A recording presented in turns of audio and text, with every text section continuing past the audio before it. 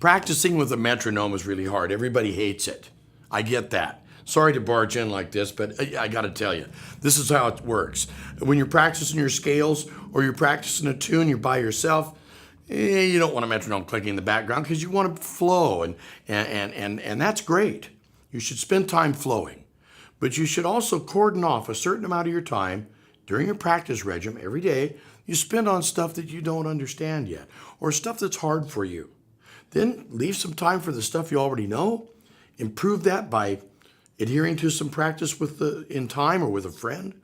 And then spend some time just, spacing out, wandering around on the guitar. Find the voice of inside of yourself and put that voice into your instrument.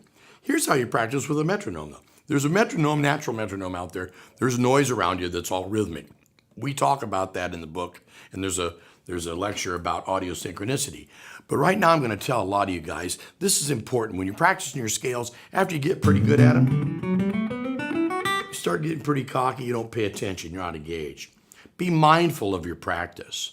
And those of you that are spacing off and just watching TV, hit the mute. That's all right. I've done this myself, lots of motel rooms.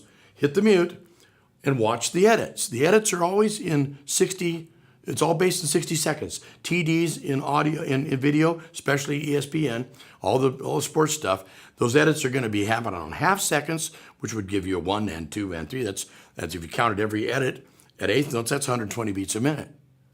And everything else lands right on the second. So you're going to have a sporadic metronome, but it's going to land pretty much on 60 beats a minute when you start seeing the edits. So watch the score. And you'll get in the rhythm of the visual. You start seeing a visual metronome. It's being done live, of course, at all these sports events by the TD in some truck somewhere.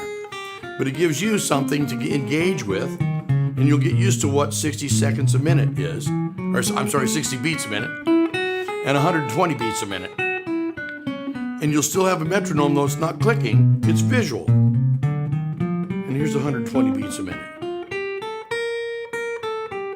I've done it so much, this is pretty close. You might want to check me. Anyway, those are things that'll keep you engaged while you're getting your reps in. You can always double that up.